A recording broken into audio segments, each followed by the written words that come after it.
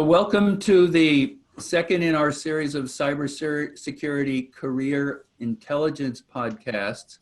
The goal of this is to really help people that are just getting into the field or people transitioning into the field from another work environment to figure out what is going on in the cybersecurity field. And our approach is really to interview experts in the field because the requirements of jobs and positions and the technology are changing so much. So we really want to get experts in on a regular basis. And today I'm very happy to introduce Brian Kelly. He is currently the director of the cybersecurity program at Educause. He's been an active member of Educause starting in 2009. He's been vice chair of their conferences. He's chaired their 2018 Security Professionals Conference. But the key thing for this conversation is before that, he was the Chief Information Security Officer at Quinnipiac, having joined Quinnipiac in 2006.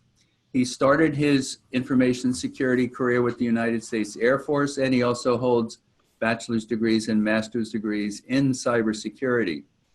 And so we're not happy to see him leave Quinnipiac, but we're certainly happy in his new position. So for him in his new position. So welcome, Brian. Thank you. Thanks for having me. Good to see you again. And I thought not everybody knows what Educause is. Maybe it would be great if you could educate us a little bit on what's the role of Educause and what's your role there. Sure. So outside of higher ed, so sort of everyone inside the higher ed community knows of Educause. But outside of it, it's really its primary role as a nonprofit association is to sort of elevate IT within higher ed. So really working in every aspect of IT within a campus or college or university environment, from teaching and learning, from immersive classrooms to professional development. And then there's this really important part of it called your cybersecurity program, which is the area that I'm most concerned with and focused on, and sort of working with our 4,000 members across the US, Canada, Europe, and Australia to make sure that they're sort of engaged from a cybersecurity best practices. How are we all working together? How can we learn from each other? And so that's really the goal and mission of Educause, is to, as we say, elevate IT within colleges and universities. And I have a small part to play in that now with the cyber program. Wonderful. That sounds like a very needed role and also a challenging role as well, right? With everything that's going on. So. Absolutely. Never a dull moment. You're not looking, as you know, not looking for news on cyber. It's everywhere. Yeah, not looking for news. That's a good way to put it. So let's go back to when you were CISO at Quinnipiac. My first question has to do with who would you want to hire? What kind of, if you had one or two people you could hire, and I know a lot of university programs are certainly not overstaffed. What kind of a role would you be looking for, either here or in, what do you think people amongst your client base, what are they looking for, and what kind of skills and experience and things of that nature? Yeah, I think the short answer is it depends. And I think that's always been a tough, to say just that one person, that's always been the challenge. And certainly at Quinnipiac and other smaller colleges and universities, you're often limited in the number of FTEs that you have. So we often would try to find sort of that one person that could do it all. And that's really difficult to find, sort of everything you need. They don't make Swiss Army knife humans. Yeah.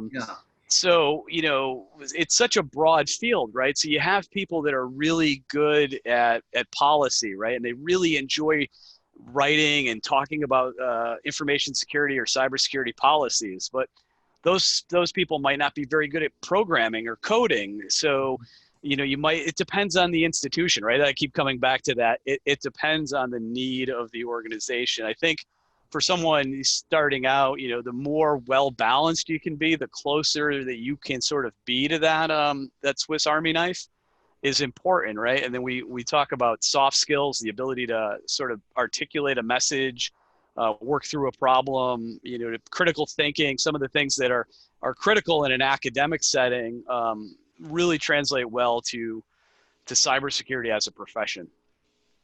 Interesting. So the person you might hire, I guess, would depend on the exact situation that you have in whatever school or organization you might Right. be. Unique to the needs of that institution. And, specific to Quinnipiac, before I left, we were looking more for, programming and sort of automation skills and more on the technical side as we start to see security operations evolving more from someone sitting and looking at, well, my Air Force days, we used to say looking at a scope, but, looking at logs and sort of being more of an analyst to sort of moving to someone that can program and automate the detection and response actions, which is more of a technical skill set than necessarily a soft skill set. Okay, great. So you've talked about a lot of different skills, soft skills, critical thinking, technology skills.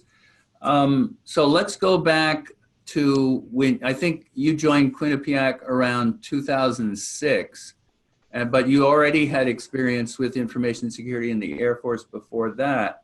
So can you talk about how you got into the security field, and especially what aspects of that might apply to people today? Because our students they're all in IT in some way, shape, or form. They're not necessarily in the mainstream of security. So what experiences might translate in today's market? Sure. And I think that's to some degree the beauty of cybersecurity is that you get to it from so many different disciplines and areas within IT. My short story is I started out with a criminal justice degree and wanted to be in law enforcement and long family lineage of police officers. And that took me to a meeting with a recruiter, with an Air Force recruiter, about opportunities for law enforcement positions within the Air Force. He quickly convinced me to join the Air Force and to join with this computer operators, AFSC as they call it in the Air Force, which had nothing to do with law enforcement. It did come, however, with the top secret clearance, and that's how he sold me on it. And as I sort of worked through that computer position, there was aspects of sort of police work, right? So we talk about cybersecurity, and I really sort of moved into a career in the early mid-90s doing communication security for the Air Force. So cryptography and how we secured our communications. And to the mid and late 90s, that evolved into sort of commercial stuff, firewalls and antivirus and this thing that was new called Windows 95 that was really starting to get traction. So, I think for students, for professionals, the pathways that you choose aren't always the pathways that you end up taking. And sometimes, like you said, you're maybe currently in an IT role, maybe you're a networking person in your business. And certainly there's security aspects of networking. So you start to get a little bit more network security, or maybe you're a web developer in IT and you're programming and doing websites. And there's certainly a huge aspect of security when we start talking about websites and that. So I think there's always a way to take your foundational IT background, and we talk now everything is cybersecurity. When I started, it was computer security, then it was data security, then it was information security, and now everything is, if you sprinkle cyber on it, we say cyber with everything. So, I think there's an opportunity for those students or those professionals that are, foundationally have a good solid start in IT to use cybersecurity as a vehicle to move them toward, a security aspect of something they might already be doing. Yeah, that's very cool. Since you mentioned cyber, what's coming next? Any new buzzwords out there? I don't know what the next buzzword is. I'm reading the latest Bruce Schneier book, "Click Here to Kill Everybody," and okay. he talks beyond the Internet of Things. He calls it the Internet of Everything. Of that. I think there's always the challenge, and it's interesting that you say that. I was thinking earlier today that many of the things that we talk about in cyber have been around for 20 plus years. We're still talking about topics that have existed for a long time, and then there's these new things like IoT and cloud and containers and different parts of it that are evolving. So while we're still sort of working on the foundational things, we're now layering risk and things on top of it. Yeah, I think that's a good point. And so I know a lot of students and people are trying to transition into different roles. And so they may have 10, 20, 30 years of experience in a different area. But as you just said, I think that experience isn't invalidated, right? What you want to do is build on that, because all the old technology didn't go away.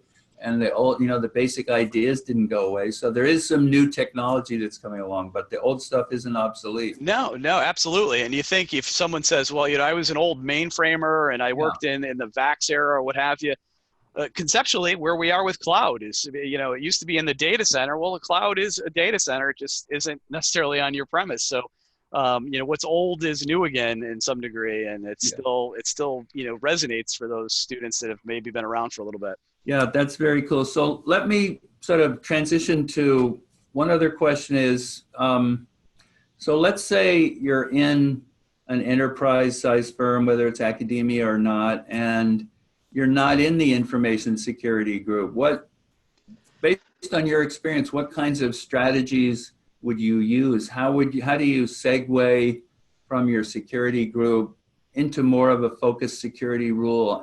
Any thoughts on what steps, Well, certainly if they're in a program, if they're in a cybersecurity degree program, that's the first step, right? Is going out and establishing some academic credentials in that field. That always helps.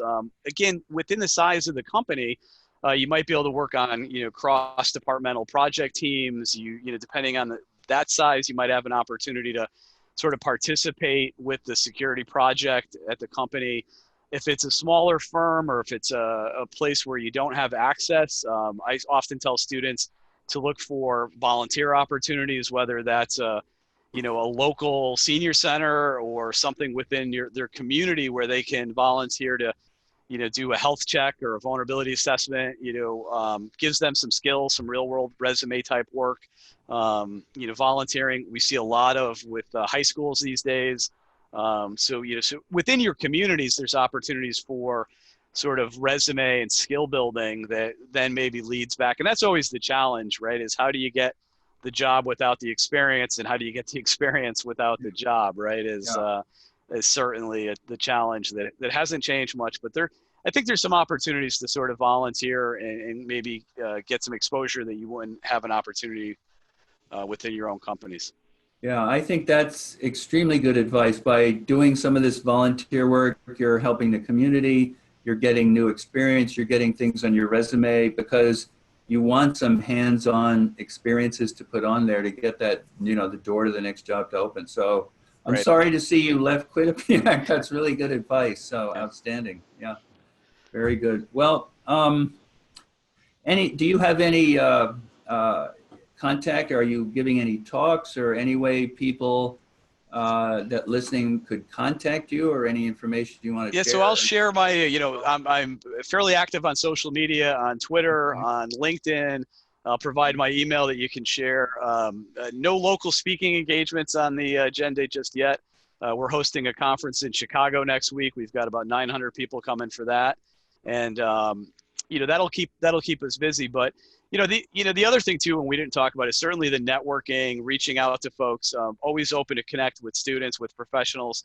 I think that's another way that we just didn't discuss. And, how do you bridge that gap from where your current career is using that network that you might have established either on a social media platform like LinkedIn, or even within your own companies. A lot of times people don't express that they have an interest in a field, and their own management might not be aware that, hey, Fred or Brian is interested in doing security. So sometimes for the geeky introverts that security and IT people tend to be, it's hard to have those conversations. But a lot of times you just simply talking to everybody and saying, hey, I'm really interested in this, or let me tell you about the program that I'm currently involved in at Quinnipiac and the really cool things we're doing with our cybersecurity program. And that helps sort of move the conversation, and people, are aware that, hey, this guy or this person is interested in it. So, networking is important. And so I encourage you to share my contact info and let folks reach out to me as they want.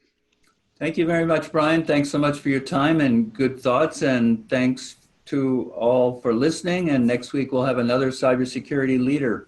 Have a good afternoon. Thanks, Fred. Great seeing you.